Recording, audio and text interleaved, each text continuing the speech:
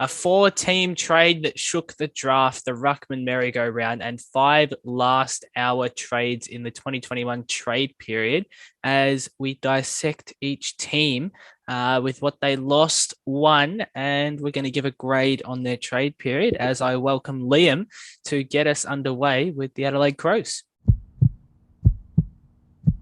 Yeah, so with Adelaide, what they who went was that Tom Lynch, I think pretty much got delisted. Jake Kelly, David Mackay, Tyson Stengel, Daniel Talia, all either retired or got delisted or traded.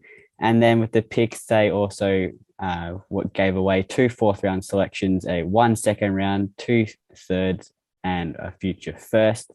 And what they received, that they received 2 third rounds, a future first, a fourth rounder, and Jordan Dawson from the Swans. And in general, we both agreed to give them a B on their trade period. Bit of an average one, gave away, but also kind of got received the same amount of on the level term. So we gave them a B on their trade period. Moving on to Brisbane now, I'll take you through that. They didn't do a lot, the Lions. They had a pretty quiet trade period for someone who's trying to contend, which is quite rare. But they got rid of, or should I say, they had 2 players retire in Grant Birchall and Archie Smith, Ruckman and halfback. And they also lost pick 50 in the exchange for Darcy Fort, who they acquired along with pick 41. I think I had to give them a B plus. As I said, they were very quiet, but they did their bits and got the ruckman that they needed. Now move on to Carlton, probably the winners in our eyes. Eddie Betts, he retired. Levi Casbolt, believe retired in the end. Delisted Gibbons, Mark Murphy retired and then traded Petreski Seaton. Ramsey also got delisted and they got rid of pick 39 and pick 6 and received probably the best what they got, that they got George Hewitt, Adam Chera and Lewis Young, all great young guys coming through. So we had to give them an A. Very good. They gave away pick 6 and pick 39, but they also got 3 very good young stars to boost their finals chances, shall we say, for next year. Now on to the Collingwood Magpies. They had a very busy trade period. They had a few go through. They lost Levi Greenwood, Chris Mayne, Anton Tohill, and Max Lynch. Lynch was via trade. They also lost 3 picks in 22, 41, and 43.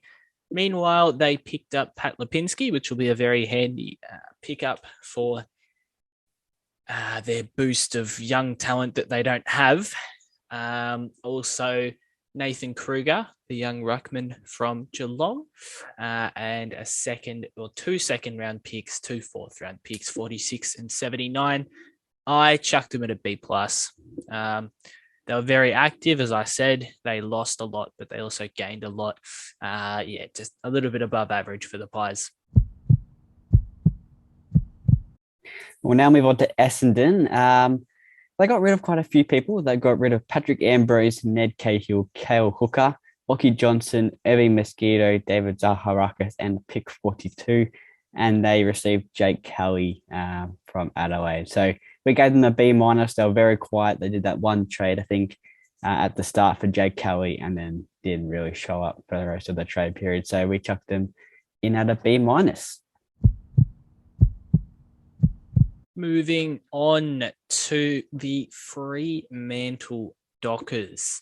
They were one of, if not the most busiest team. They had, I think it was 4 trades go through off the top of my head, maybe only 3, but I think 4.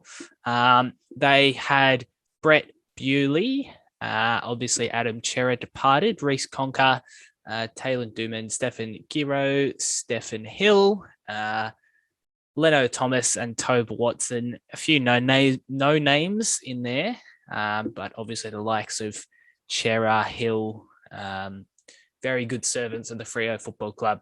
And they also lost pick 27, but in return, Boy, oh boy, they gained a lot.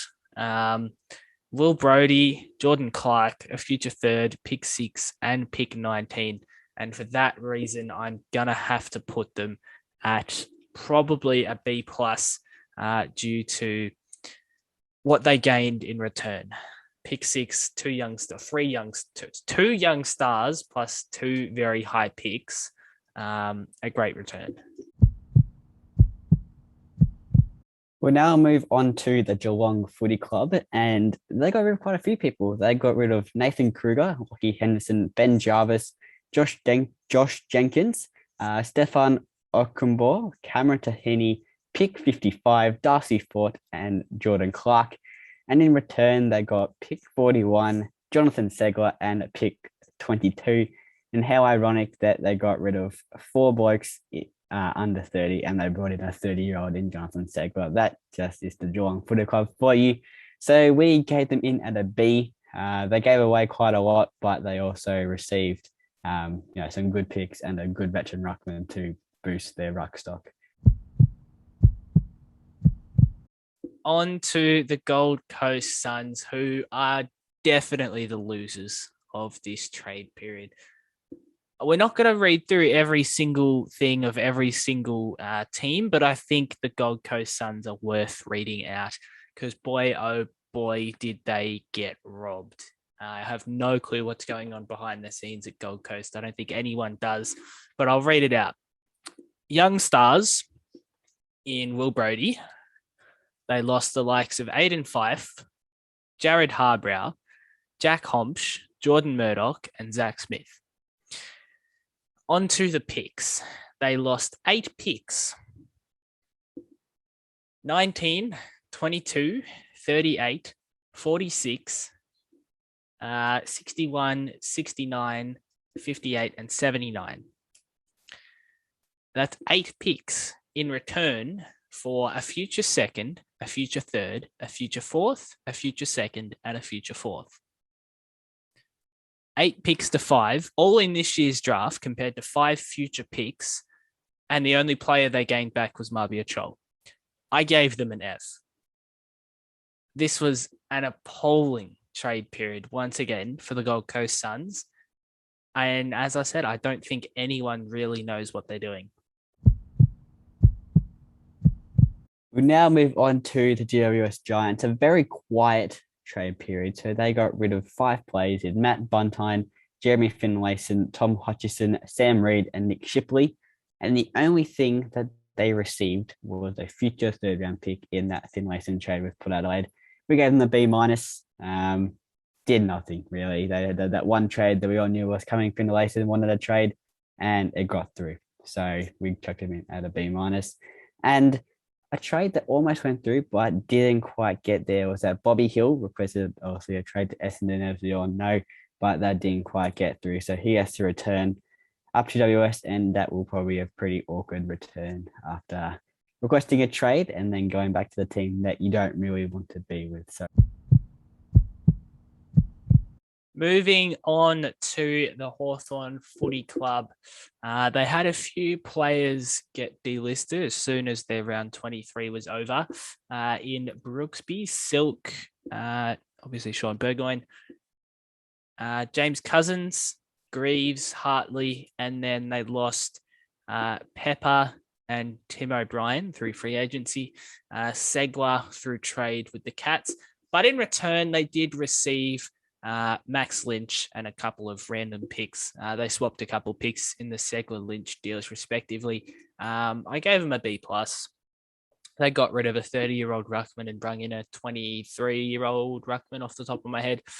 They still have a good draft hand with, I think it's 4 picks in the top 30, which is the best out of any club. And they kept their stars. There was talks of Gunston, Wingard, who else? Mitchell and O'Meara, I think they were the 4 that were on the radar for lots of other teams, but the Hawks kept strong and kept their 4. So for that, I gave a B+. We'll now move on to the premiers in the Ds. They got rid of the players wise. They got rid of Jetta, Jones, Lockhart, and Vandenberg. and pick 45, pick 33, and a future first. And what they received was pick 17, 37, and 49, and Luke Dunstan from the Saints. We gave them an A minus. They improved their draft while bringing in Dunstan to boost their top 22. No doubt he'll be into their best 22.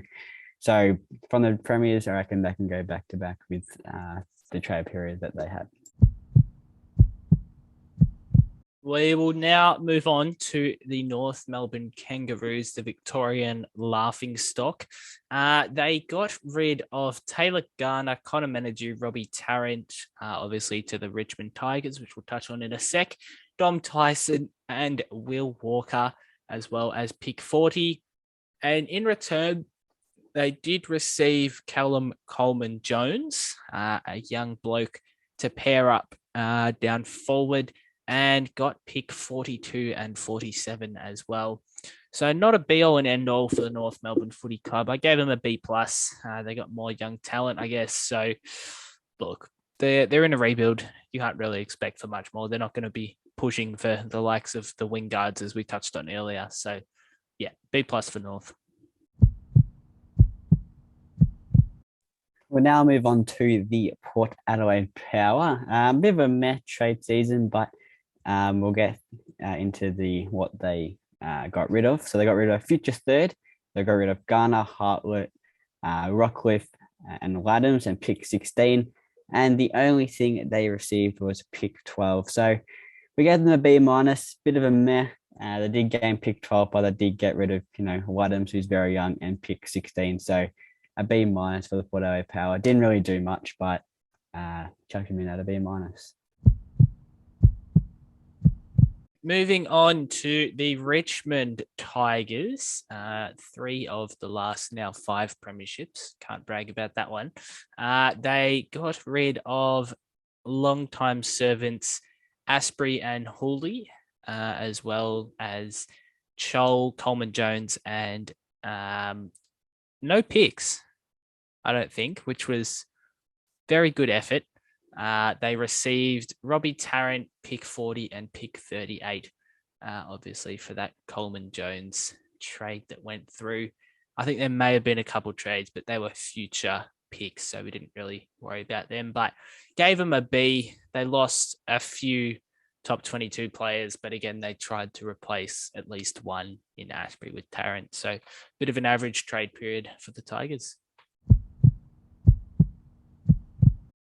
Now on to St Kilda. They got rid of Sam Alabakis, Jake Carlisle, Oscar Clavarino, Luke Dunstan, James Frawley, Sean McKernan, and Dylan Robertson, and also pick 49. And they received pick 62 and 66. We gave them a C. They lost too much and they didn't get enough back in return to the trades. They got rid of Luke Dunstan, who I don't know why they delisted him. He had a pretty decent season. And they gave up 49 for 62 and 66. So they didn't get enough back through the trades that they did put through. Now on to the Sydney Swans. Gone was Caden Brand, Sam Gray, George Hewitt, and Matthew Ling. And they got pick 12 and Jordan Dawson to depart as well in return for pick 13, Peter Laddams, and pick 16. So they lost 12 and Dawson and effectively picked up Laddams in 16. That's not great. I had to rate him at a C+ purely because of what they lost compared to gain. Yes, Peter Laddams is still young and yada, yada, yada. But Jordan Dawson, he wanted out, yes. They got a first-round pick in return, but just, I don't know, can't be too happy if you're a Swans fan, so C+. We'll now move on to the Wet Toast Eagles, and now they had 8 players depart, 6 delistings, and 2 retirees. They were rid of Brendan Archie, Brandon Ainsworth, Jared Cameron, Will Collins, Mark Hutchings, Ben Johnson, Nathan Vardy, and Daniel Venables, and they got rid of pick 52. And they received Sam Petreski-Seaton. He also won out from Carlton, and he was part of that 3-team trade that went through with the Doggies also. So We gave them a B minus. The delistings and retirees you can't do much about, but the Projeski seat in pick 52 wasn't too bad. So you just chucked him in at a B minus, which is a tad below average for the West Coast Eagles. On to the final team in the Western Bulldogs this year's runner-up. They had Lin Jong retire, which I believe was before the grand final anyway. Obviously, a cult figure at the Western Bulldogs. They also had Pat Lipinski and Lewis Young get traded, as well as pick 17 and pick 75. In return, they did get Tim O'Brien for free. They did not give up a compensation and said he's playing down back, which was, a little bit of a surprise motive. But they also received pick 23, pick 43, 44, and 45. So they have 3 back-to-back-to-back picks. And I graded them a B purely because they didn't do a lot, again, for a team that's wanting to win a premiership. Like, I think Melbourne did more than any of the other 4 potential premiership threats. But their draft hand improved a little bit, I guess. Yes, they did give up pick 17, but they gained 3 other picks. So average for the Dogs for me. So I think that wraps up the 2021 trade period review. Stay tuned over the coming weeks, obviously, for the draft. Might do a little bit of a mock draft for the first round, as well as a couple other things to go with it, and prepare for what could be a very interesting start to next year. But also, we still have the Melbourne review to come out tomorrow and a few little fun just a couple fun videos every week until the draft and until next season. So stay tuned for that. Thank you all for watching, and we'll catch you in the next one. See you later.